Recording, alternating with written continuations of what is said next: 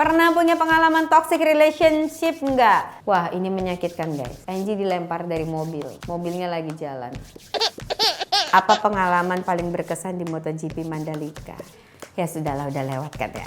Dibilang Marquez ngasih kunci kamar, jelas-jelas salah. Keluarga Angie mempertanyakan dong. Kalian harus mikirin seandainya kalian punya keluarga, ada fitnah-fitnah yang tidak benar seperti itu, ya udah gitu. Tapi kalian pasti masih penasaran kan apa yang dikasih. Kalau aku bilang barangnya ada di sini, kalian percaya nggak?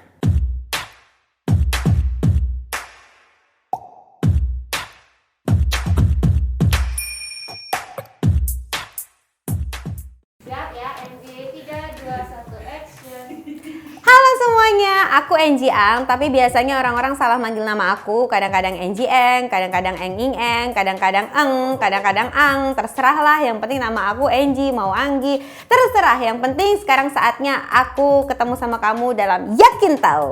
Oh, tadi direkam. Oke, sekarang Angie memiliki kartu remi, enggak ding. Ini adalah kumpulan pertanyaan dari netizen. Netizennya ada di ruangan ini semua.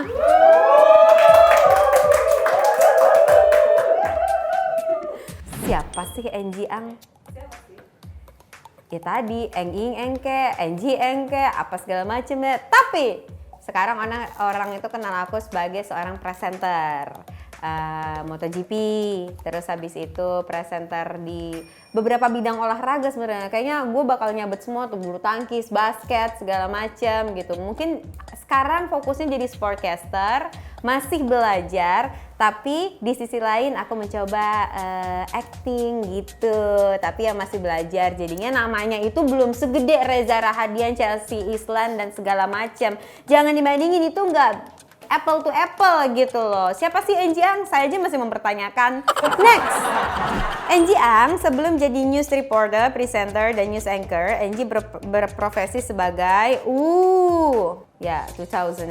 Itu berarti aku memulai karir aku dari foto model gitu. Jadinya itu di Semarang. Semarang itu ada komunitas foto. Aku baru pertama kali mendapatkan hasil keringat yang bercucuran di bawah terik sinar matahari dengan make up yang full dan juga baju-baju yang warna-warni cantik, lucu, dan kadang-kadang aneh. Itu dari belajar menjadi seorang foto model. Kayaknya kalau catwalk gue kagak bisa deh cuy. Soalnya kan tingginya kan segini gitu. Itu kalau pakai heels tuh bener, pernah sekali catwalk itu tuh heelsnya 17 cm. Kaki jalannya nyeret, nggak bisa melangkah. Jadi saat itu foto aja deh yuk. Dan dari situ aku keliling Indonesia. Jadinya tahu teman-teman fotografer, komunitas lain dan juga model-model lain. Pengalaman paling nggak enak pas jadi jurnalis. Actually, I'm so proud for being a journalist for a moment. Dan sekarang aku masih bangga gitu naruh di profil Instagramku, Angie Ang itu adalah seorang jurnalis, bukan public figure. Kenapa? Karena aku dulu tuh punya prinsip atau pandangan. Jurnalis itu, kita orang lapangan, itu adalah orang yang memiliki tanggung jawab menyampaikan sebuah berita ke khalayak umum. Jadinya itu membutuhkan effort, membutuhkan pemikiran kritis. Kalau pertanyaannya adalah yang paling gak enak pas jadi jurnalis adalah saat kita berharap ada event rusuh, demo, atau apapun yang kayaknya gue bisa ngelakuin live report di sini, gue bisa menyampaikan ini dengan bukan menggebu-gebu, dengan sangat antusias, tapi nggak dapet. Yang dapet temen gue di situ disuruh standby aja. Ngapain bang gue di sini? Standby aja Angie standby aja. Akhirnya rusuh, gue yang diselamatin. Kan gue buat repot ya kalau kayak gitu ya. Harapan saya kan adalah saya ikut in frame gitu, ikut memberikan kontribusi di situ. Tapi nggak apa-apa, itu bukan pengalaman paling nggak enak sih, cuman pengalaman yang cukup mengecewakan saat itu. Lebih nyaman jadi news anchor atau reporter? Pertanyaan ini sulit. Kalau reporter itu sama news anchor, bedanya cuma lapangan kerjanya doang. Tapi kalau tanya lebih enak yang mana, tergantung nih. Kalau seandainya full time sebagai reporter, pasti ada keinginan jadi news anchor, depan layar studio. Saat kita di studio, kalau aku ya waktu itu ada keinginan kayak gue pengen turun lapangan, ingin menyaksikan sendiri dan mengolah berita sendiri dan menyampaikan sendiri. Dan kemarin aku baru mendapatkan itu di Mandalika. Akhirnya setelah sekian lama, setelah 4 tahun aku mendapatkan feeling itu tuh langsung kayak muncul lagi gitu. Nyaman yang mana ya?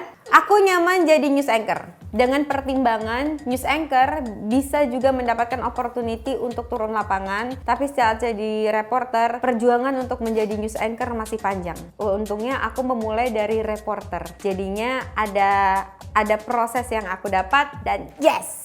Walaupun banyak belajarnya. Apa effort terbesar lo saat bekerja di dunia broadcasting? Kalau kalian di sini ingin bekerja sebagai seorang broadcaster, yang pertama effortnya itu adalah mengenal sistem. Jadi dari awalnya itu jangan ujuk-ujuk, tahu-tahu kalian di depan layar, kalian nggak ngerti kamera, nggak ngerti caranya, misalkan rough cut. Kalau kalian tahu, kalau kalian nggak tahu rough cut, coba googling ROUGHCUT, oke? Jadi reporter harus bisa rough cut sendiri. Kalau nggak liputan lu nggak bagus, oke? Ini adalah saran dari Angie. Effort terbesar saat bekerja di dunia broadcasting adalah saat Angie harus membagi waktu antara menjadi presenter, talent, dan juga news anchor di TV lama. Kalau sekarang effort terbesarnya adalah persaingan tuh banyak. Karena persaingan banyak, aku tidak boleh kalah. Yang nggak boleh kalah adalah ini. Ini tuh harus diasah terus, harus diupdate terus, dan harus membangun komunikasi yang baik sama kru juga semuanya. Gitu. Itu yang paling penting karena ada orang yang mungkin merasa kayak lo udah di depan layar, lo beda tongkrongan sama kami, you cannot stay with us gitu kan. Tapi nggak bisa kayak gitu karena kita ini bekerja teamwork. Saat kita bekerja teamwork pasti hasilnya lebih mantap daripada self-centris, ego sendiri, pengen tampil sendiri. Gitu menurut Angie. Yang orang-orang nggak tahu kalau news anchor itu sebenarnya jadi gini guys. Kalau waktu itu aku jadi news anchor, kan udah selesai nih. Terus habis itu kan mau iklan commercial break. Ada ngomong-ngomong sama partner kan. Kami nggak ngomong beneran, cuman cut, oke. Nggak ada yang diomongin. Ya gimmick. Kalau nggak tahu gimmick, coba di Google GIMMICK, oke? Nah, jadinya tuh sebenarnya tuh nggak semua bisa diomongin karena pertama clip on masih nyala nih, kita nggak tahu masuk apa nggak. Jadi cuman kayak mata aja kayak, oh ya, nah itu bagus, oke, cut, oke. Riset selanjutnya. Kayak gitu. Banyak dulu pertanyaan kayak gitu teman-teman. Jadinya apa sih yang diomongin kalau lagi berdua kayak gitu. Ini chemistry harus dapat. Itu artinya adalah entar lagi lo mau riset apa. Mungkin kayak gitulah, yang penting connect kayak gitu. Tip hosting anti belibet ala Angie. Panjang coy. Ini rahasia Angie, rahasia dapur. Kalian harus bayar saya lebih. Karena ini adalah kurikulum public speaking kelas aku. Kalau aku yang pertama pasti senam muka. Itu udah basic banget. Senam muka depan kaca. Kayak gini loh, senam muka. Ayo teman-teman ikutin semuanya. Coba bilang A. I. Coba gini, buka masker. Jadinya tuh A-nya tuh nggak boleh kayak A gitu, harus yang A gitu. Terus ini harus I. Tunjukkan semua gigi kalian kayak I gitu. Terus kayak E gitu, kayak agak keangkat dikit. Terus U-nya bener-bener jangan malu kayak gitu. Jangan yang gitu, tapi kayak bener-bener Oh, itu tuh bener. Dan harus melatih suara diafragma. Jadinya misalkan Angie ngomong kayak gini. Selamat sore pemirsa, kami baru saja mendapatkan informasi dari Mandalika bahwa Marc Marquez mengalami jatuh pada sesi kualifikasi dan akhirnya dia tidak dapat melanjutkan balapan dalam hari esok. Dan ini mengakibatkan ia mengalami gegar otak ringan dan harus mengalami evaluasi selama 24 jam ke depan untuk dapat memastikan apakah ia dapat melanjutkan perjalanannya dalam balapan musim ini. Beda nggak suara gue? Beda kan? Nah, itu yang dibutuhkan guys. Jadinya anti belibet itu emang A, I, U, E, O. Terus kalau ada kan demam panggung, ngomong sama kaca. Itu adalah salah satu cara untuk mengalami demam panggung, ngomong di depan. Kalau perlu direkam, jadi kalian tahu voice tone kalian itu seberapa. Tergantung programnya juga. Kalau program kayak gini kan gue kayak bisa aja kayak gini. Tapi kalau seandainya jadi news anchor kayak Oh begitu. Lucu sekali ya ternyata berita ini. Kayaknya berbeda gitu. Dan ada aura yang berbeda. Begitu. Next.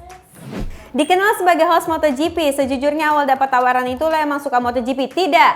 Lebih tepatnya tidak tahu. Angie ikut open casting di Trans, terus habis itu dipanggil. Angie tidak mengerti apa-apa selain Valentino Rossi. Ini 5 tahun lalu. Wah 5 tahun cuy.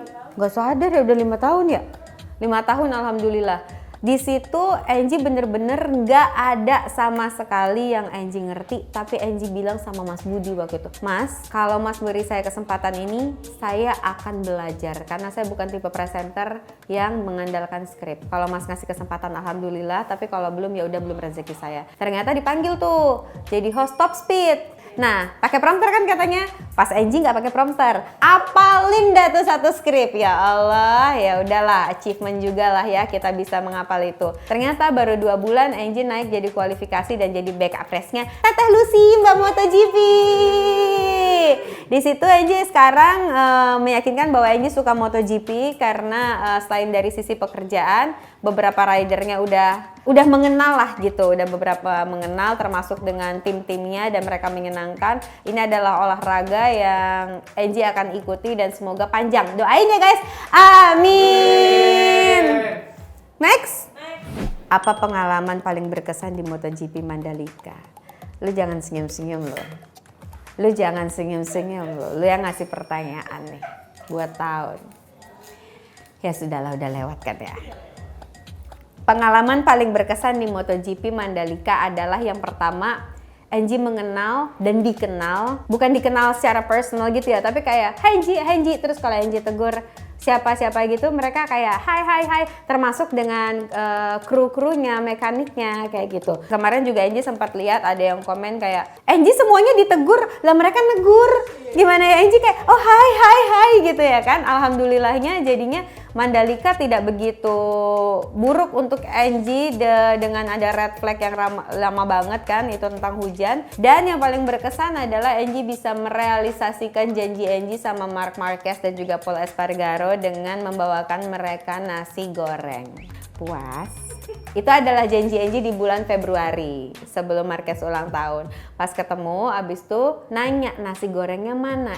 Lu ternyata beneran ya pengen nasi goreng ya? Kan gue bingung ya. Kalian tahu Angie beliin nasi goreng itu dari Mataram. Dari Mataram ke sirkuit. Tapi itu dia bawa pinggir jalan? Enggak, di resto Angie. Jadi Angie tuh gini kan, dulu kan rider-rider itu pernah keracunan makanan. Marquez dulu pernah keracunan sate atau bakso kalau nggak salah. Jadi Angie harus memastikan bahwa nasi goreng yang Angie kasih ini nggak akan membuat Pol Espargaro atau Marc Marquez ini sakit perut. Karena dulu mereka sakit perut. Joan Mir itu pernah dibawa ke rumah sakit beberapa waktu lalu karena dia sempat keracunan. Wah, kalau mereka nggak bisa balap gara-gara nasi goreng gue dibully satu dunia nih ya kan. Jadi dua hari sebelum itu Angie makannya nasi goreng terus sampai Angie menemukan yang tepat. Udah akhirnya Angie kasih sama mereka. Itu berkesan. Kenapa? Karena ternyata mereka mengingat Angie dan ingat, oke, lo punya janji ya sama gue buat nasi goreng kayak gitu. Ini semua all about nasi goreng bebek waktu itu yang Angie kasih sama mereka. Terus follow up kan, gimana Pol nasi gorengnya? A little bit spicy for me, but it's okay. Thank you so much for having me lunch gitu kan. Marc Marquez bilang kalau enak, tapi it's too big for me. I'm still on diet. Masih kebanyakan. Emang banyak banget cuy, itu emang banyak banget gitu. Iya, yang di Mataram tuh banyak banget gitu. Ya udahlah, itulah pengalaman paling berkesan di MotoGP Mandalika dan Angie mendapatkan dokumentasi berfoto hampir sama semua rider MotoGP, beberapa rider di Moto2 dan Moto3 dan teman-teman Dorna sendiri sangat welcome. Di situ Angie punya banyak banget kerjaan dari MotoGP untuk La Liga, untuk Motul, untuk Red Bull. ID Angie itu udah warna-warni gitu. Kalau ada yang mau beli silahkan ya gitu kan, tapi nggak Angie jual, sorry. Gimana ada yang ngawarin? Oke. Sejujurnya siapa sih pembalap idolanya Angie dan kenapa? Ini pernah ditanyain di program lainnya nih dan aku menjawabnya Maverick Viñales dan Fabio Quartararo. Actually, I really like Papa Nina. Papa Nina aku manggilnya Papa Nina karena anaknya namanya Nina, cantik banget. Dari dulu emang suka sama Maverick Viñales. Fabio Quartararo sangat menyenangkan. Aku belum posting foto sama Fabio ya. Aku punya janji. Jadinya setiap race Yang menang, aku posting foto bareng mereka. Cialah, bergaya amat Angie, ya Allah Tuhanku. Pembalap idolanya, waktu itu mereka pernah nanya, pembalap idola kamu siapa? Wah, gue kagak mungkin ya kan ini jawab yang lain kecuali Marquez gitu ya kan? Ya aku akan jujur. Aku presenter, aku membangun relasi dengan semua dari kalian. Aku mungkin mention, aku mungkin posting kayak gitu. Tapi aku mengakui bahwa gaya balapmu agresif meskipun kamu lagi sakit dan lain-lain. Dan you are one of my favorite also kayak gitu. Dan aku ya siapa pembalap idolanya banyak. Dan beberapa nama yang udah Angie sebutkan tadi itu adalah pembalap-pembalap favorit Angie dengan berbeda profilingnya ya, beda profilingnya kayak gitu. Puas ya dengan jawaban Angie? Apa sih pencapaian terbesar dari Angie Ang?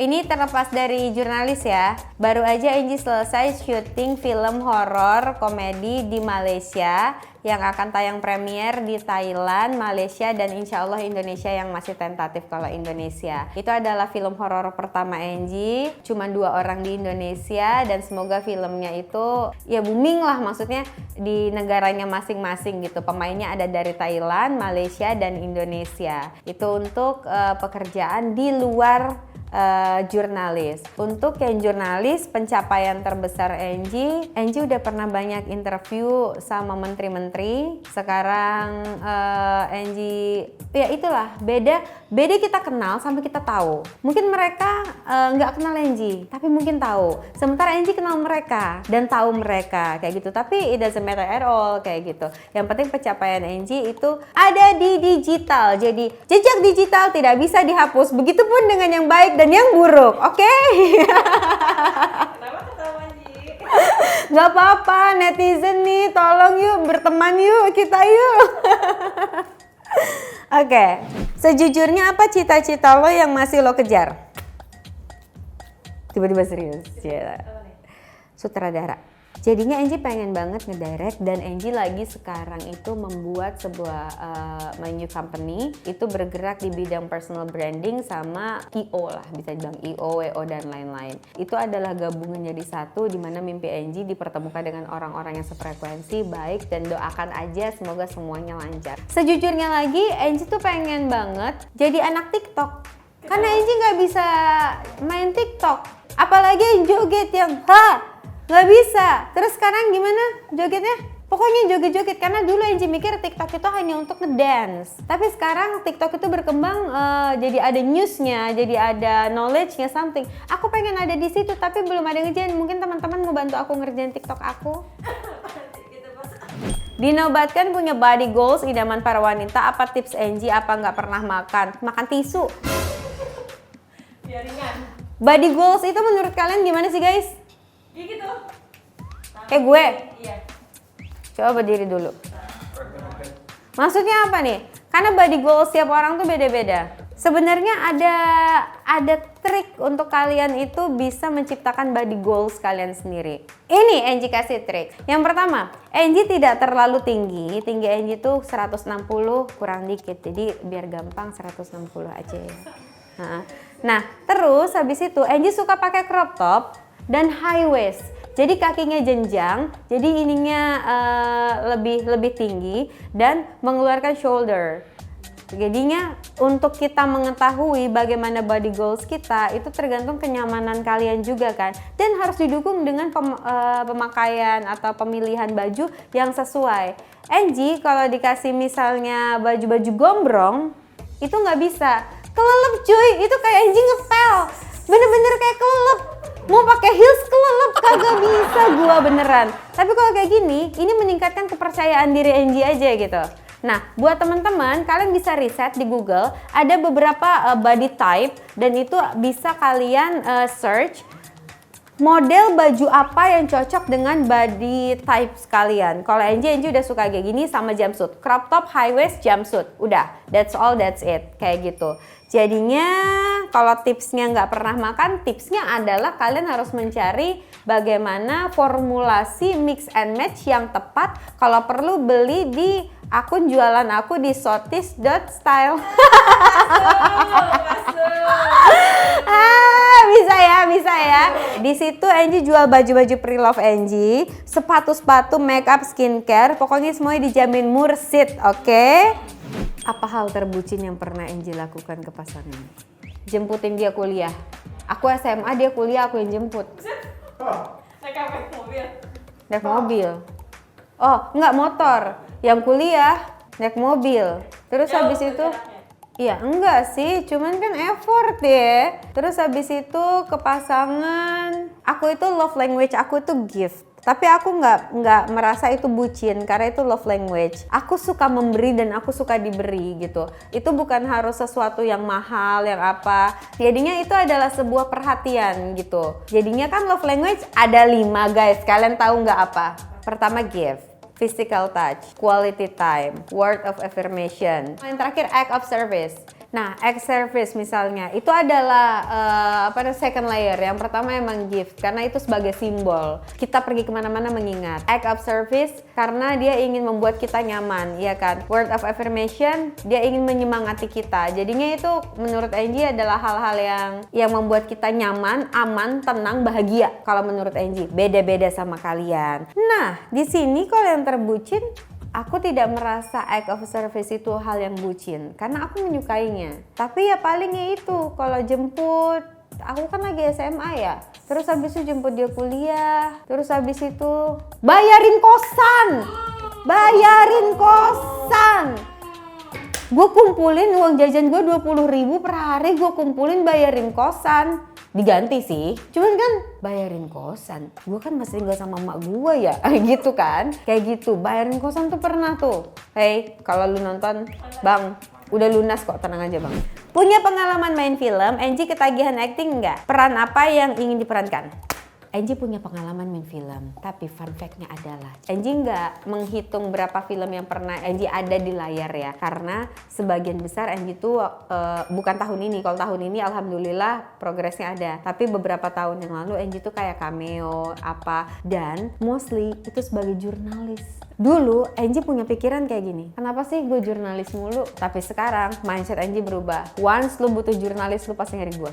Jadinya mindset kita langsung jadi positif. Tapi untungnya sekarang di tahun ini udah ada 4 film ya deh. 5 sama Malaysia ya. Itu udah ada 5 film dan Angie bukan cameo dan Angie punya karakter dan Angie sangat senang di situ. Peran apa yang ingin diperankan? Oke. Paling sering Angie tuh dapat peran itu kalau nggak ditinggal nikah, kagak jadi kawin, habis itu ngerebut laki orang. Tapi kalau yang Angie pengen itu yang ada basic fighting, karena Angie nggak bisa. Jadi kalau seandainya once Angie dapat, Angie kan harus belajar. Nggak tahu, aku suka belajar aja sesuatu, something new for me, itu bisa makes my value getting high kan. Jadinya itu yang Angie pengen. Tapi Angie bingung dapat perannya dulu atau Angie latihan dulu ya. Yah, mana tau ada produser yang nonton ini, Angie bisa. Angie tipe yang mau belajar, tenang aja. Pernah punya pengalaman toxic relationship nggak? Dan bagaimana cara hadapi mantan toxic? Belum tentu dia yang toxic, bisa aja gue yang toxic. Iya kan? Kita hanya bisa menilai orang, tapi nggak bisa nilai diri kita sendiri. Di mata dia kita yang toksik, di mata kita dia yang toksik, atau sebenarnya sama-sama toksik. Pernah banget. Aku dulu pernah punya pacar, guys. Dia itu akan ngecek handphone aku sampai lock phone. Dia akan ngecek terakhir berhubungan itu kapan, WhatsApp-nya segala, bukan WhatsApp, SMS segala macam. Pas ketemu lagi dia cek kapan. Terus pakai provider yang bisa ada bonus-bonus SMS-nya tuh, dia ngecek. Oh, kita SMS-an 29 kali. Kenapa kamu bonusnya kurang 33? 4-nya kemana? Itu benar-benar terjadi. Yang kedua, wah ini menyakitkan guys. Angie dilempar dari mobil. Mobilnya lagi jalan.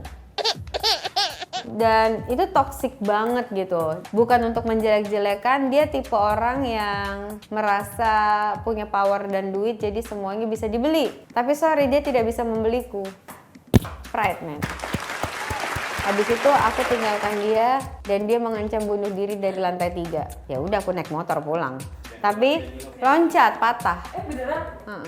Tapi toxic itu bukan berarti hanya sekedar kayak physical abuse gitu kan. Verbal abuse itu juga sering Angie dapatkan gitu. Itu udah lama banget, gila, itu udah 12 tahun lalu atau berapa, tapi lukanya masih sampai sekarang. Karena Angie nggak mau jadi orang seperti itu. Begitu ceritanya teman-teman. Untuk teman-teman yang merasa mengalami toxic relationship, ada baiknya kalian obrolin dalam posisi tenang dulu. Bahas toxic kalian itu di mana?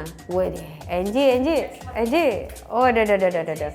Toxic kalian di mana? Bisa diperbaiki nggak? Dicoba dulu. Kalau nggak bisa, coba lagi, evaluasi. Kalau nggak bisa lagi, coba berteman dulu. Kalau ada berteman, mungkin ada rasa-rasa kehilangan. Mungkin habis itu baru kalian berkumpul kembali sebagai pasangan. Kok berkumpul ya bahasa gue? Bertemu kembali sebagai pasangan, kayak gitu. Kata-kata orang yang paling lo benci tapi jadi motivasi. Ini bukan yang paling benci sih, tapi paling menyakitkan gitu. Karena dulu itu aku bekerja di 3 divisi, jadinya mungkin mereka berharap kita sama-sama mengerjakan sesuatu yang equal. Gue liputan, lo liputan. Nggak bisa, gue liputan, lo pulang duluan. Misalnya kayak gitu. Makanya aku dipanggil permaisuri. Karena aku selalu mendapatkan dispensasi dari Korlip. Misalkan aku liputan, aku siaran jam 12 malam, aku siaran jam 5 pagi, aku liputan pagi. Jadinya kalau nongkrong di KPK, aku tidur.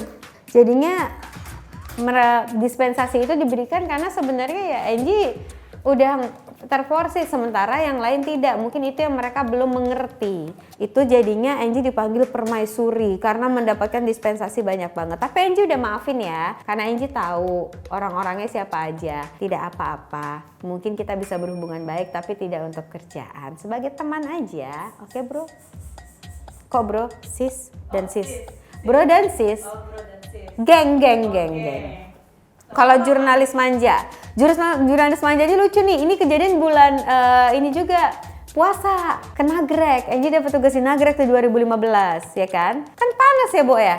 Terus habis itu Angie tuh punya penyakit ruam, tahu nggak sih ruam yang bulat-bulat itu kalau kena matahari, dan itu tuh satu leher dan segala macam. Untuk mengatasi itu Angie pakailah pasmina sambil Angie mayungin campers. Angie mayungin campers ya, bukan sendirian ya. Nah, ada yang candid kagak tahu tuh siapa cuy, ditaruh di grup. Emang manja banget nih jurnalis, kagak cocok dan segala macam. Wah, sakitnya bukan main cuy. Lu kan udah tahu gue sakit, gue ruam, obat udah sana sini, yang beliin obat juga lu, kayak gitu. Tapi ya orang suka nggak suka. Mungkin ngomong kayak gitu nggak ada niat untuk nyakitin ya gitu, bercanda. Cuman karena aku nggak ada di grup, aku jadi nggak bisa nyautin kayak gitu. Nah terus ada lagi sebenarnya bukan dibenci tapi jadi motivasi. Back to 2012, Angie baru pertama kali menjadi presenter di Semarang. Angie izin, jadi kami bertiga. Angie izin sama campersnya, which is dia yang memberikan peluang Angie untuk casting dan masuk ke situ. Angie bilang, bang, gue mau izin pulang kampung seminggu, boleh ya gitu. Jawabannya adalah begini, oh seminggu, nggak sebulan, nggak terusan aja. Presenter kayak lu di jalanan banyak. Hari itu gue resign, sakit hati. Produser gue sampai datengin ke rumah minta tolong, Angie jangan resign. Enggak, gue resign. Oke, cari presenter di jalanan, silahkan. Ya itu kan cuma sakit hati yang motivasi. Dan sekarang Angie merasa Angie bisa improve, Angie bisa make it, Angie bisa menunjukkan bahwa Angie bukan presenter jalanan yang asal lu comot dan lu nggak bisa improvisasi dan nggak mau belajar. Dan sekarang ketemu waktu itu berapa tahun lalu dan Angie udah memaafkan. Ya udah, hey mas, kayak gitu, apa kabar, kayak gitu. Cuman sampai sekarang itu yang membuat Angie kayak wow, presenter di jalanan banyak. Enggak, saya bukan presenter jalanan. Presenter jalanan membutuhkan proses yang lebih panjang menurut Angie. Dan Angie udah dari awal bilang Angie mau belajar. Nggak semua presenter mau belajar. Ada presenter yang bergantung sama skrip, ada yang nggak mau riset, ada yang nggak mau susah. Angie mau semuanya. It doesn't matter for me. Dan ada yang bilang gini dulu, kan Angie model ya dulu ya. Model kok gendut? Angie dulu lebih gendut dari ini, 56. Habis itu aku diet setengah mati, aku nggak makan, aku cuma minum. Turun 7 kilo. Tapi itu nggak sehat. Sobat Yakin Tahu, jangan ditiru. Itu nggak sehat dan benar-benar habis itu Angie masuk rumah sakit. Selesai. Jadi daripada kamu masuk rumah sakit, kamu mending nonton Yakin Tahu dan kita akan ngobrol-ngobrol lagi, oke? Paling nggak suka kalau netizen bilang Enggak, suka-suka aja. Angie nggak mikirin pusing gimana-gimana. Cuman yang Angie pikirin adalah kalau netizen itu terlalu frontal dan lain-lain, mungkin Angie bisa manage kayak mental Angie gitu ya kan. Karena ini adalah hal yang Angie pilih, pekerjaan yang Angie pilih, resiko yang Angie pilih adalah itu. Tapi bagaimana dengan keluarga Angie? Kalian mikir nggak kalau seandainya kalian bilang kayak kemarin, dibilang Marquez ngasih kunci kamar, jelas-jelas salah gitu kan. Angie tahu itu resiko. Tapi keluarga Angie mempertanyakan dong. Kalian harus mikirin seandainya kalian punya keluarga, ada fitnah-fitnah yang tidak benar seperti itu, ya udah gitu. Tapi kalian pasti masih penasaran kan apa yang dikasih. Kalau aku bilang barangnya ada di sini, kalian percaya nggak? Dipakai Ada deh. atau disimpan? Ada deh. Tebak-tebakan. Loh gini aja. Buat sobat yakin tahu, kalau kalian berhasil menjawab ini, Angie kasih pulsa 50.000 untuk 3 orang. Kekurangan apa yang lo sadari dan bisa lo atasi? Pertama, kekurangan Angie adalah kalau Angie grogi, Angie ngomongnya cepet. Jadinya kayak excited, tapi ada a little bit of fear. Jadinya kayak pengen cepet selesai. Kalau udah kayak gitu, Angie akan mojok. Jangan diganggu, jangan ada yang ngomong. Gue akan ngomong sendiri. Nyari ritmenya dan segala macam. Ini berkaitan dengan public speaking. Itu kekurangan Angie. Yang kedua, Angie susah banget bangun pagi cuy, serius. Bagi Angie, bangun pagi tuh jam 9 tuh udah paling oke tuh. Itu kan bangun, alarm 2 menit dulu. Alarm lagi 5 menit dulu, jam 10 cuy. Tapi Angie sekarang udah bisa mengatasi. Caranya adalah biarkan anjing dan kucing Angie nggak Angie kasih makan malamnya, biar pagi-paginya mereka lapar berisik. Nah itu. Kekurangan Angie lainnya adalah dulu Angie nggak bisa ngomong R. Oh iya? Angie nggak bisa ngomong R, jadinya sama Umi, ibu aku, tiap pagi disuruh gini, R gitu. Bukan cadel. Jatuhnya cadel. Misalkan kayak berat kayak gitu. Tapi dari kecil bilang R gitu. Jadinya sekarang gak ada masalah sama huruf R. Kekurangan apa yang lo sadari? Angie panic attack. Jadinya kalau ada sesuatu yang kayak buat Angie kayak deg-degan atau apa segala macam, Angie panic attack. Dan itu Angie harus cari kopi mana kopi? Kalau enggak, minuman bersoda yang warna putih. Cialah, tidak disebut ya kan. Minuman bersoda berwarna putih gitu karena akan lebih kalem. Itu dia program Yakin Tahu kali ini bersama dengan aku Angie Ang. Terima kasih banyak for having me. Dan buat kalian, mana tahu kita bisa menjadi teman in real life, kalian bisa lihat-lihat Instagram aku di @nonangie, NONANGIE, Twitter juga dengan nama yang sama, YouTube juga dengan nama yang sama. Mana tahu bisa kolaborasi juga sama kita semua ya. Brand-brand boleh masuk ya kalau gitu. Dengan pembahasan mulai dari profesional, personal life, ya you name it lah. Kalau begitu jangan lupa saksikan program ini di @officialtrans7. Bakalan banyak banget bintang tamu yang akan datang setelah ini. Tapi kalau kalian menginginkan lebih banyak cerita tentang Angie, tentang public speaking, itu kalian bisa langsung direct on me, atau mungkin bisa request untuk segmen 2, episode 2 bareng sama Angie ya nanti. Iya, Angie lagi. Tapi kalau bisa pertanyaannya ya gitu loh. Apa yang ingin kalian tahu akan Angie jawab hanya di Yakin Tahu. Sampai ketemu semuanya sama Angie. Assalamualaikum warahmatullahi wabarakatuh. Thank you so much.